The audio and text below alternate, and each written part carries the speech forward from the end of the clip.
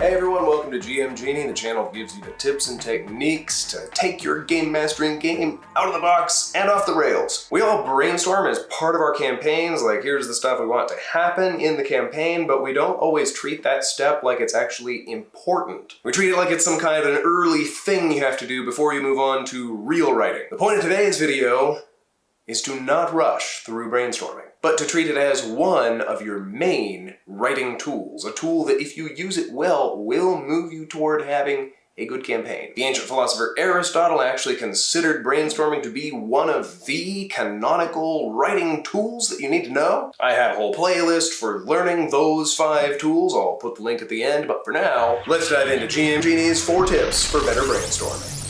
Tip number 1, when you are brainstorming, do nothing else. Get a piece of paper, turn it sideways, and just throw ideas on there however they come to you. Do not connect your ideas. Do not try to figure out what order they go in. Don't be afraid of not knowing how these ideas fit together yet. Resist those thoughts when they come, like you're some kind of brainstorming monk. Don't inhibit yourself with any structure or rules, including that one. If you do see a clear connection or order between one or more of your ideas, go ahead and write that down so you can get back to brainstorming. What I'm saying is, don't force yourself to brainstorm something because it seems like the next part of the story, when all the while something else is very alive and active in your mind. Tip number 2, don't save paper, don't save space. You're creating an inventory, a tome of awesome stuff that's gonna go in this game, and you can spend a little bit extra money at Staples. Tip number 3, use the right amount of structure. Now I said not to structure your ideas, but you do want to structure your tone, your stuff that's going in the game, so you can find ideas later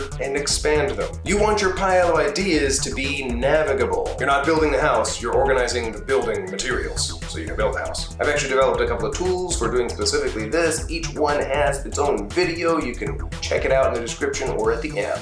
Tip number 4. This is the biggest one. Keep your imagination fit. Don't be getting on Facebook every 5 minutes to read all the depressing, angry things that your friends said today. Don't be distracted by what the other people in your house are doing. Keep to yourself like you're studying for an exam. Get exercise, get good food, get sleep, skip some sleep if your brain is already on a roll thinking of stuff, and take a break every time your brain is tired. Relax that part of your brain and do a different activity. Watch part of a movie that stirs your creativity.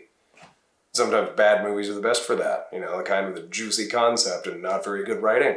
So that's my 4 things for better brainstorming. But the most important takeaway from this video is that brainstorming is a tool that you can use well or you can use lazily and poorly. And taking the time to get better at using it will only lead to better games. In the next video, I'm going to give you some tools for taking these ideas and turning them into more ideas. It's the next part of brainstorming. For more campaign writing tools, check out my playlist of the 5 ancient tools of campaign writing. I cover all 5 of Aristotle's writing tools over there and apply them to game mastering. Because he pretty much solved it, you know, he pretty much solved it 3,500 years before role-playing games. And leave me a comment with your favorite brainstorming habits that set your creativity free. I would love to learn from you. Until next time, I'm GMGenie. Happy gaming.